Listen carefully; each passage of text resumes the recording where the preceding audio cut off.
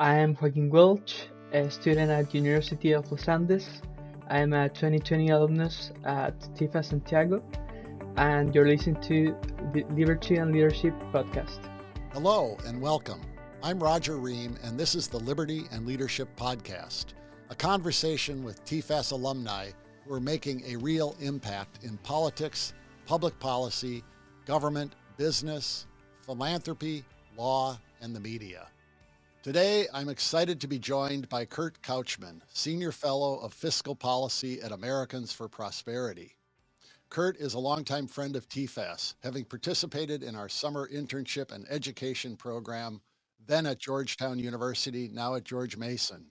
He has also served on the Board of Regents Alumni Committee. During Kurt's career, he's worked closely with congressional members and committees, both as a staffer on the Hill and from external capacities. His legislative work has covered budget amendments, major housing finance, banking regulation, legislative transparency, advancing free trade, House rules reform, and insurance industry reform. Kurt is with us today to discuss lessons in liberty and leadership that he's learned, his commitment to public service, and how his experience with Tfas has led him to where he is today. Kurt, thanks for joining us. Thanks for having me, Roger. Well, Kurt, let me begin just asking you a little bit about your Tfas experience. I know you first attended as a college student at Indiana University in Pennsylvania. We've had some other great alums of our program from there, a few over the years. I know it's the home of Jimmy Stewart. That's right. Had the chance to visit there and see his statue in the town square. That's really neat. And the Oscar actually in the hardware store, at least it used to be, hardware store owned by his father. Right. Do you know if that's still there? The hardware store is gone now, I think. Yeah. And even though I was there for many years, I have never been to the Jimmy Stewart Museum, so I've got to go back sometime. Yeah, I'll go with you because I haven't right. been there either, and he's one of my favorites. But how do you hear about our program when you were a student there, and kind of what led you to come down to Washington? Absolutely. So I was a student at the Indiana University of Pennsylvania's Robert E. Cook Honors College, and it's sort of like an academically rigorous subcomponent of IUP generally. And so some of my friends had done the program. They were political science majors. I was actually a music performance and education major when I started. And I did that for 5 semesters and then realized that I wanted to do something more public service focused, like, what I'm doing now essentially.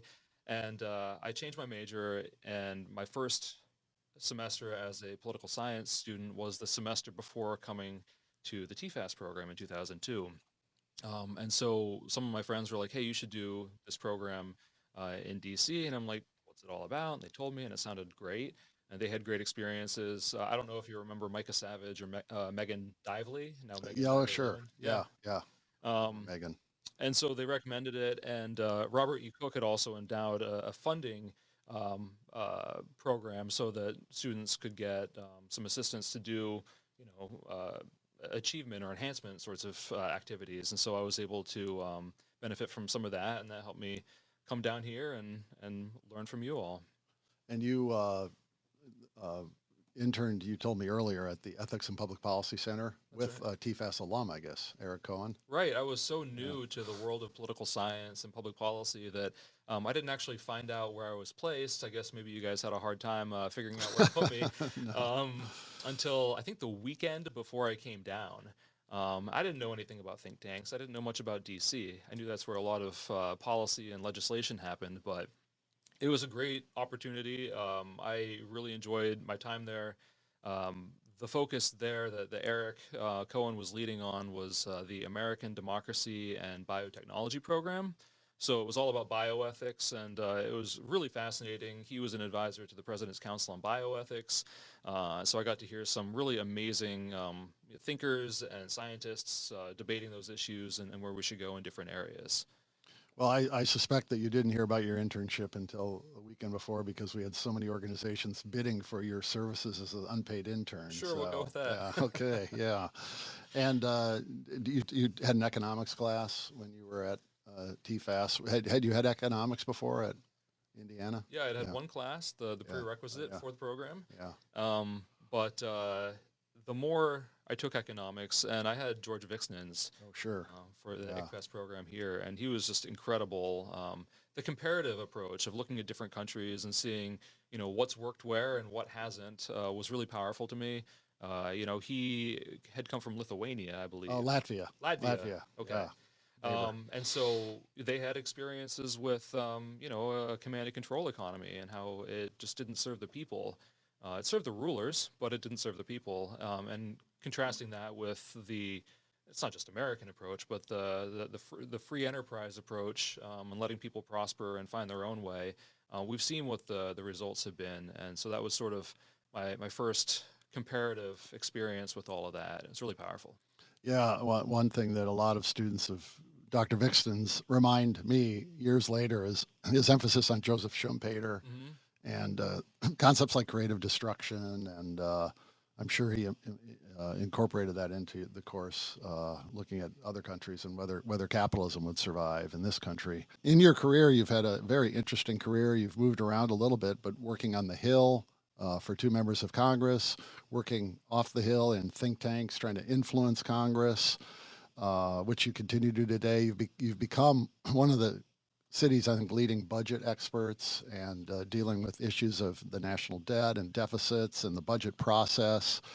In reflecting on that, kind of a question that relates to advice you might offer. Is it good to become an expert in a particular area as you have? I know, I'm not trying to narrow your expertise down just to a narrow area, because you've worked, as you mentioned, on bioethics and a lot of other issues, as I mentioned in my introduction, but does it help in this town to become an expert in a particular area? To a degree. I mean, it depends on what you want to do. If you want to be a lobbyist and have a lot of different clients, and it helps to have a lot of knowledge about a lot of different things. If you're more interested in figuring out how to fix something, then you really do need to dive in, go deep, and figure out like exactly what's wrong and then how to fix it. And those are 2 separate skill sets. The diagnosis and then the prescription. And, if you're working for a member of Congress and, as I worked for 2 members of the House, you have a really broad issue portfolio. And the truth is that almost no one is an expert in almost any of those issue areas. What they become expert in is figuring out where to get the information so that their members can make an informed decision. Yeah, and in your first few years out of college, you worked very extensively on energy and issues, right? Yeah, that's why I came to DC. Yeah, and those continue to loom large in discussions, particularly the role of fossil fuels and issues of climate change that are talked about a lot. Do you still follow those issues very closely, or? I mean, some. Yeah. We have a true cost tour at Americans for Prosperity, where I am now, and we're focused a lot on all of the things that are driving up the costs of living for the American people. And energy is obviously a big part of that right now. The price of gas is up 60%, or in June it was up 60% from where it was a year before that. Fuel oil, like heating oil, is almost double. It's 98.6 or something like that. So that's definitely part of the conversation that I've been involved with. Inflation is another huge discussion topic, and I've been brought into that quite a bit. So I'm doing a lot of general economics work in addition to the budget process and reviewing budget-related legislation as well. Well, let's talk a little bit about not a little bit. I'd like to dive into some of these issues about the budget process and just the whole fiscal situation our country's in now. COVID obviously had a big impact, but even putting COVID aside and that impact, there's been no fiscal discipline in Congress for decades. The entitlement programs have grown with very little reform over the years, a little bit here and there. Let's start with the basics here, because many people get confused between the debt and the deficit. Of course, both have hit records in recent years, but where's the national debt now, and does it matter? Well, it's a little bit shy of our annual economic output as a country. It's, I think, around $31 trillion right now. And it does matter. When the debt burden exceeds somewhere between 70 and 90% of GDP in this country, because we have the world's reserve currency, well, the primary one, it's not the only one. We can be a little bit more lax than some of the European countries, but that's when economic growth starts to slow, and we're already above that, and we're going north. So that's slowing economic growth. It's putting pressure on the rest of the budget. I think it's making our politics more difficult, because there's sort of this scarcity that's being imposed on the programs that have the kind of the most political interest, and that's the so-called discretionary programs, so I call appropriated programs. What percentage of budget are appropriated programs each year? About 30% of spending 30%. is Okay. what is annually considered regularly. Yeah. You've got this $31 trillion in debt. Is that mostly funded by foreign borrowers, the Chinese? Is it funded by people who buy T-bills, or is it the Fed kind of monetizing it? It's been all of those things. Okay. China alone has about $1 trillion of U.S. debt that's owned, which is about 3%. And then the Federal Reserve traditionally didn't have that much. Their balance sheet was about $800 billion before the financial crisis, and then it went up to about $4 trillion during that time. And then over the course of the pandemic, it ballooned even further to about $9 trillion. And so when the Fed buys things, it's expanding its assets, and that increases the money supply, depending on how fast money turns over in the economy. And so that's a lot of the reason why we have inflation, which is another reason why the debt matters, because it has driven the Federal Reserve to do things that are driving inflation. And now we're going to see if they're able to reverse course in a sustainable way and take the inflation out of the system. When the government decides it's got to spend more, as it did during the pandemic, leaving aside whether it should have spent more or not, how is the decision made as to how to obtain the money, whether to sell bonds to the public or whether to monetize that debt? Is that decision made by Congress? Is it made by the Fed, the White House, the Treasury? How do they decide? Because as you said, it has an impact on inflation. I assume if they just sold bonds to the public, you might not have the impact of inflation like you would if they monetize it at the Fed. Right. So the creation of debt is a fiscal policy decision that's made by the political branches, so Congress and the White House. And then what the Fed does in response to that is whether or not we get inflation. My view is that the Fed felt pressured into buying a lot of that because they weren't certain there'd be enough demand from the public. And so they felt that they needed to step in and buy a bunch of that new debt. I think about 80% of the $6 trillion in new debt that was created over those couple of years. And, that's what drove inflation. And now, even though inflation is here and Congress is continuing to deficit spend, the Fed is trying to raise the interest rates and to reduce its assets enough to control inflation. But it's unclear to me how long that strategy is going to work if the Fed is simultaneously rolling off $1 trillion in debt every year and kind of putting that back in the hands of the public, while Congress is also adding to the debt by the tune of about $1 trillion or more every single year. Can it be absorbed? That's the question. We had a speaker come talk to our students this summer who was a colleague of yours of sorts, I think, at the Cato Institute, Steve Hankey from Johns Hopkins. And he gave a great overview of this whole topic of how the Fed monetizes the debt, and touching on some of the things you said about, it matters what the velocity of money is, how fast it circulates in the economy. He touched on some of the biggest currency debacles in history, from Nazi Germany to Hungary, or the pre-Nazi Germany, I guess, started it. The Weimar Republic. I think he touched on several others that have occurred. And it's interesting because every example he gave, that massive inflation, hyperinflation, and destruction of the currency, it was a country by country process determined by their central banks, basically. There's this view today, I think, that inflation is a global phenomena caused by either the war in Ukraine and the higher prices for oil. But yet you do see countries now, that Japan, Switzerland, I think, and others, that don't seem to have this problem of inflation that we're experiencing in other countries. So is it really just a country-specific problem that is based mainly on the central bank's decisions? It's a spectrum. I mean, Milton Friedman famously said that inflation is always and everywhere a monetary phenomenon. But then he goes on to say in the same quote that it's really about the money supply growing faster than economic growth. And there have been real shocks to economic growth over the last couple of years. The pandemic, the war in Ukraine, those are real factors, and those are undermining growth. But ultimately, it is the money supply that's driving this. The money supply grew by more than 40% from right before the pandemic until a few months ago when I last looked at it. while the And economy has only grown about 3% in real terms. So that delta is the inflation we have seen and the inflation we're going to see over the next few years. so you don't anticipate this being a very temporary thing that's only going to last a few months? No, and I didn't last year either. I did not think it was going to be temporary based on the Yeah. fundamentals. Yeah. And I hate to be like I told you so, but like when you look at the fundamentals and they tell a story, then denying that is sort of being out of touch with reality, and I'm not keen on that. Now let's shift slightly toward Congress and the budget process. Congress has a lot of control over these issues with its spending habits.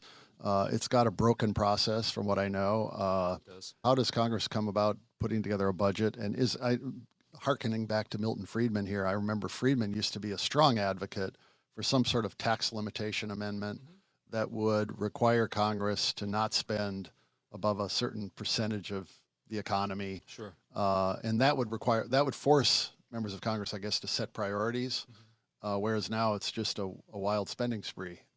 Yeah. Tell us about your work with the budget process and what type of reforms might help improve things. Sure. So I used to think that all we needed was a balanced budget amendment.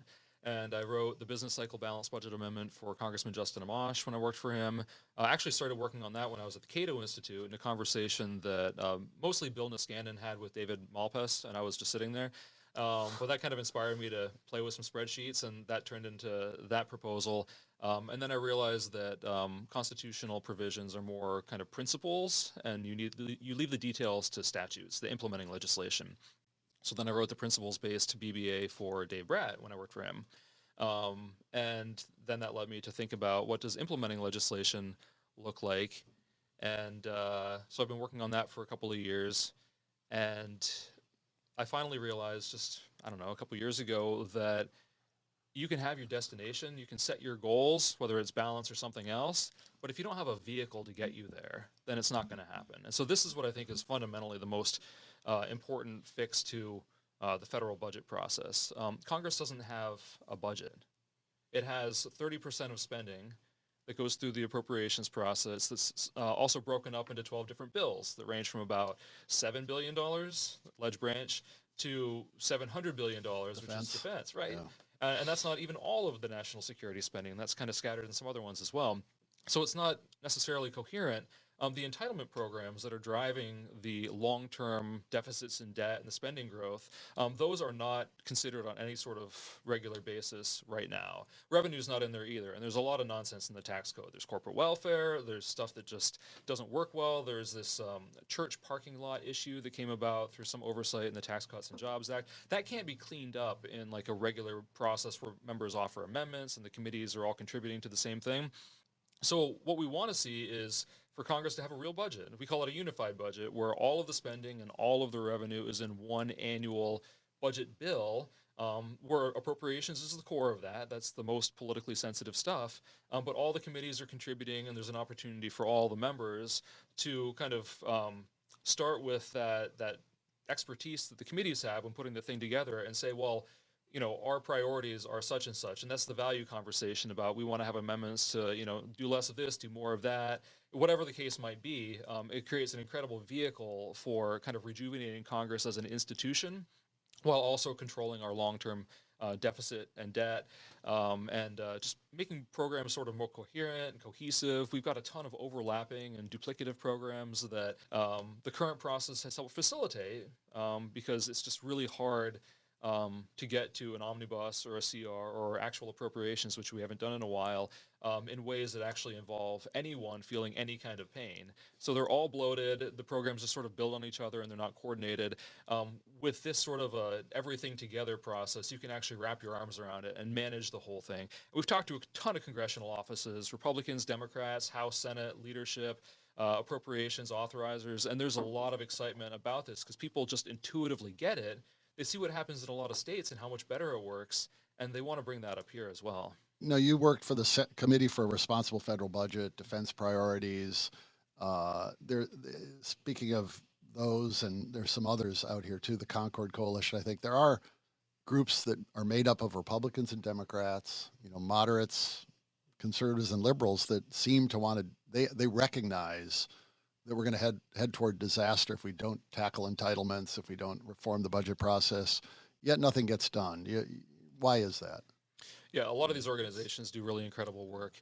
The trick is, again, diagnosing and then prescribing solutions. And different organizations have different areas of focus. To figure these things out, you really have to spend a lot of time reading and thinking and analyzing. And, that competes with publishing. And so if your model is to do a lot of writing and publishing, and kind of analysis of current legislation, then that doesn't necessarily leave a lot of time for doing the deep dive that you need to. There are some people that are doing that, and it's great to see, but I think there's a lot more opportunity to bring folks together across, the spectrum of people that are working seriously on budget issues. There's some people that aren't serious, that, you don't necessarily want to include. But also, there's not enough focus on making it worthwhile to members of Congress, because people at home, they have busy lives and they are interested in healthcare and inflation and taxes and things that sort of directly affect them. Primarily, they do want the system to work. They don't necessarily know what is broken specifically and how to fix it, but they want it to work. So there is some appeal to people throughout the country on that. But if you're a member of Congress, you've got to get elected every couple of years, and you've got to raise money. And as Peter Van Dorn of the Cato Institute has talked about, good public policy is a public good that is underprovided by the political marketplace. And so you have to have organizations that are specifically subsidizing of sort, not in the monetary sense, but to members of Congress, giving them benefits for doing the good stuff. And I don't mean like campaign contributions. Recognition and Yeah, awards and bring them on your everything. Yeah. podcast, give Yeah. them quotes when they do cool things that they can, circulate with their colleagues, put their legislation in your reform agenda, like things like that, so that they're getting recognized and honored, frankly, for doing the good work. And that kind of encourages them to keep doing it, and for other members to see that they too can get recognition for doing good things. But it has to be an intentional effort. Just in the last, I think, 2 months, there was another report. They get issued annually, I think, or fairly routinely, that show the unsound nature of our entitlement programs, Social Security, Medicare, Medicaid. But it's the news for a day or two, and then it disappears. What is the possibility of some reform in the entitlements? Is it the third rail that won't be touched until we're too far gone, or can we hope for some sort of reforms that combine, I don't know if it's means tests, raising the retirement age, or what it is? It could be higher taxes, which won't be popular with young people. But how do you see those programs going? There's no shortage of options for fixing them. Social Security is easier. The options are known, and it's sort of a political will question, a lot of people say.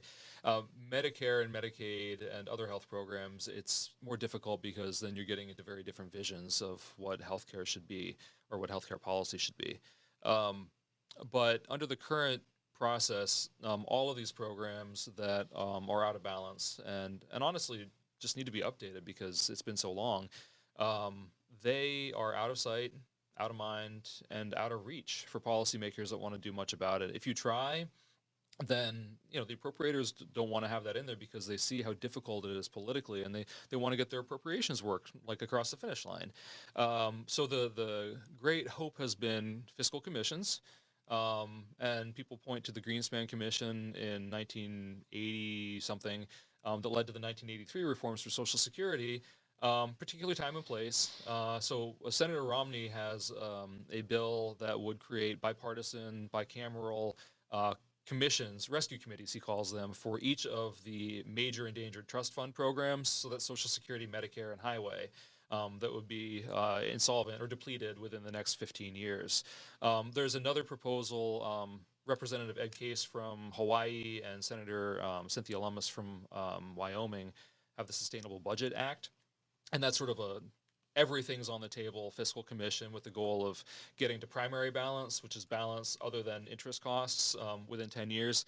I think the more important thing is to have an opportunity for members to become more educated about these programs, and that's only going to come if everything is part of the annual budget, so members can have that debate, have that discussion, learn things, and then kind of find a way to kind of chip away at some of the problems, so that like we don't have to fix it all in one year.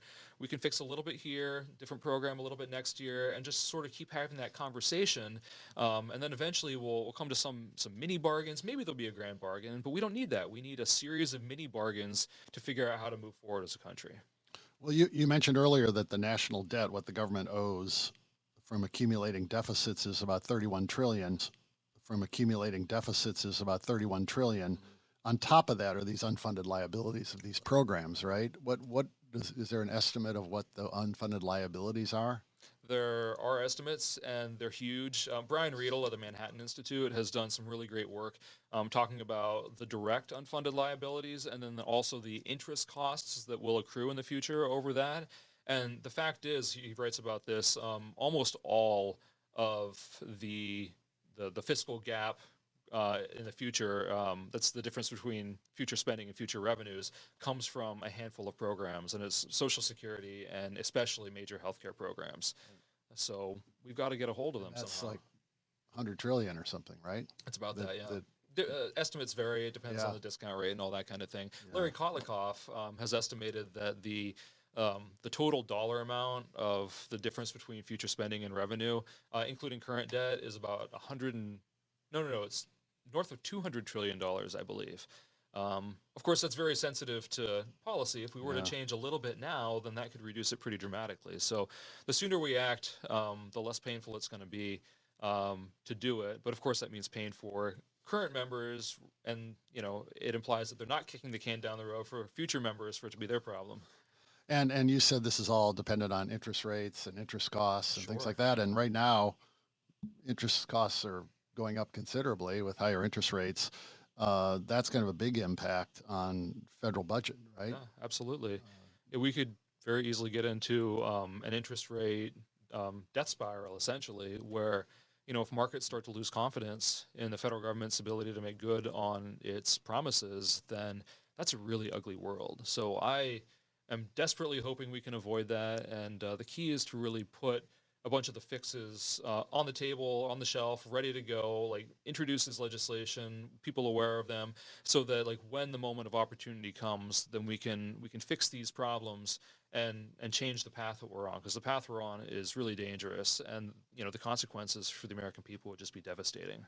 Yeah, I saw a piece recently, I think in the Wall Street Journal, that suggested interest costs in the annual budget of the federal government could top, I think it was 900 billion if interest rates go up to where we're seeing them go.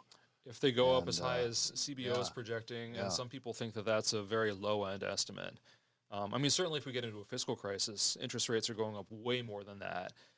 So we need to get ahead of this before we lose control. And that puts pressure on that 30% of the budget that the Congress appropriates every year. Including defense. Yeah, and, including there's defense. some military missions that may not make sense, and we should have those conversations, but that's not the thing that is driving the long-term.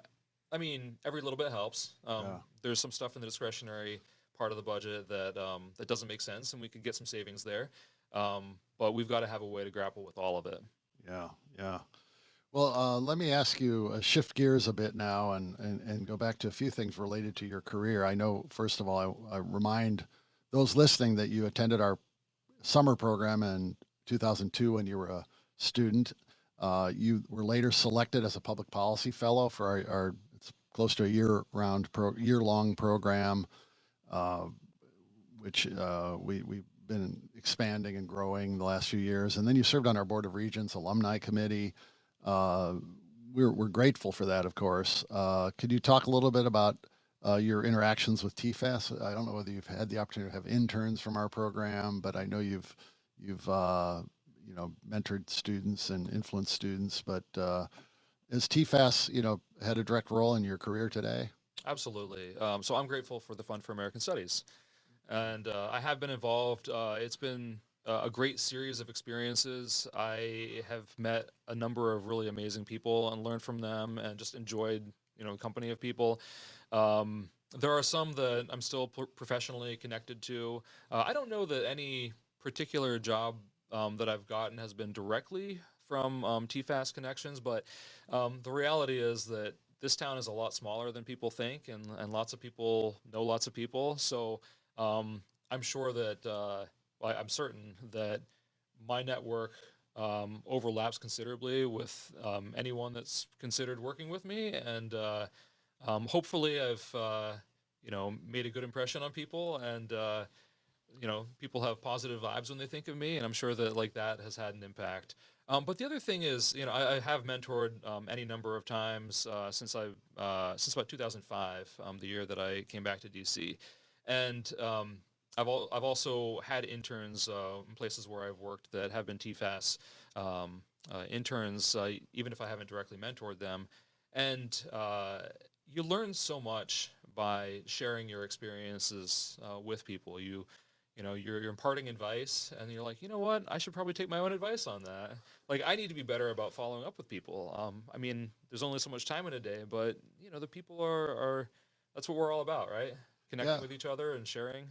Well, I may have you impart some advice today, but let me first ask you to tell us a little bit more about Americans for Prosperity. I mean, a lot of us have heard of the organization, know what it does. We've had other of our graduates work there. I think we have some others working there now.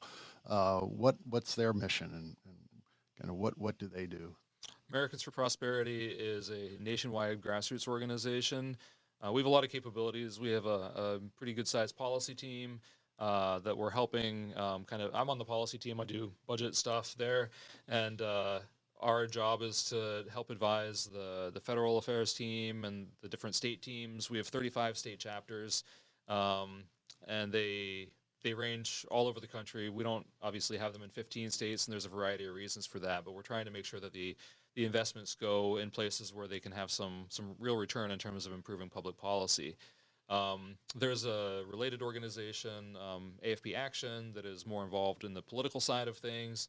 But what we're trying to do is advance freedom and prosperity and peace. We work on economic progress issues. That's the group that I'm part of, and that's part fiscal, it's part regulatory. We work on healthcare reform, criminal justice, immigration, foreign policy, free speech, education. So lots of different things going on. I'm sure that I forgot someone and they're going to be mad at me. But yeah, we're involved with a lot of different things. And our state teams are involved with federal policy, but they also have state policy portfolios. And we were talking about the budget things before, and it turns out that there are states that do things better than Congress does, for sure, but every state can improve what they're doing. And so I'm talking with a lot of those folks as well about like where the opportunities are in states to improve things. So it's a pretty broad spectrum organization with a lot of different capabilities.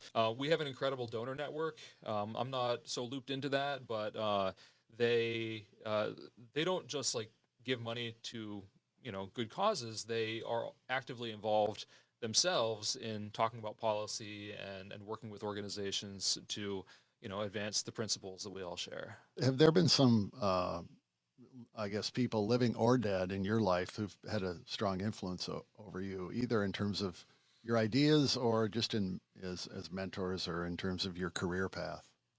Yeah. There are a lot of dead people that have had an influence, and do a lot of reading and then try to pick up some of the wisdom that's been passed down over the millennia, really. But within my life, I mean, certainly my parents, huge influence, and my sisters. It's great when we all get together and talk about whatever. It doesn't have to be like what we do professionally, but just all that. In the professional context, I think the Robert Cook and Janet Goebel, the former director of the Honors College at IUP, made a huge impact in terms of like helping me shift from this very rural, sort of isolated background that I grew up in. I mean, my parents are educated and all that, but like when you grow up in an area like that, there are things that you just can't even imagine being possibilities. And now I can imagine those things. For me, to some degree, I'm sort of well on my career at this point, so my path is pretty well set. But for my kids, like I can imagine the sky is the limit for them, and so that's really cool. Here in DC, I mean, I've had a lot of great experiences, worked with a lot of wonderful people. I think working for Justin Amash was a really formative time. I worked for him for almost exactly 4 years, and the way that he does business or did business as a member of Congress is he needed to know exactly what a piece of legislation would do, a bill, an amendment, a resolution, whatever it was, before he would take a public position on it. And so that meant that those of us on his policy staff, we read every bill, we checked all the cross references. We found obscure laws that were somewhere buried in the statutes at large. And so it was like actually a really intense apprenticeship in statutory law, essentially. So people often ask me, "Are you a lawyer?" And I say, "No, I'm an economist, but I worked for Amash, and so like I've got kind of an apprenticeship there too." And so There was actually a congressman who read the bills before they passed them. yeah, absolutely.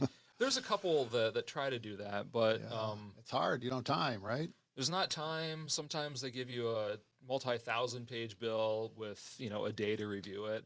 And we did A review lot of all of those sleepless for a nights, while. I take it. Yeah, for a while. And then, like, it became clear that in certain contexts, there was no way he was going to vote for a certain kind of bill. Process was really important to him, and it's become really important to me as well, I think, because of that experience.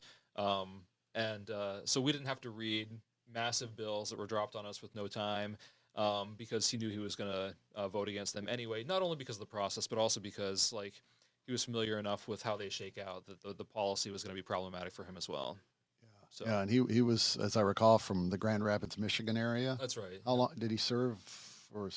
3 terms, four He terms? served for five Five terms. terms. Yeah. Yeah. He in his final term he became an independent for a while, and then he became the first libertarian member of Congress ever. Okay. So I worked for him when he was a Republican, Yeah. Yeah. libertarian, but Yeah. had the nameplate with a Republican. Right. Right. Yeah, I'd like to ask our guests before we conclude these podcasts about advice they would give to young people today.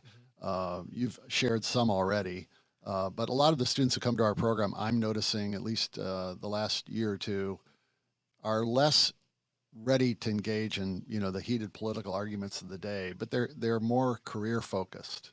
They're thinking, perhaps because of the pandemic, that maybe opportunities will be more limited than in the past, but they're here to kick their tires on different professions, government agencies versus think tanks for careers. We have a journalism program. A lot of the journalism students, of course, are worried about opportunities in the media in the future because it's been shrinking so much. Can you offer some general advice to young people as they complete their college education about what they should look at if they want to come to Washington and make a difference? The first thing is to figure out what it is that you like. Because if you are doing something that you enjoy, then you'll be motivated to become good at it and talk to other people, get to know other people that are doing that. If it's something that you hate or sort of lukewarm about, then it's hard to get up every day and do that and continue with that. So I worked for Defense Priorities for a couple of years. A great organization, great people, great mission. I fully agree with it.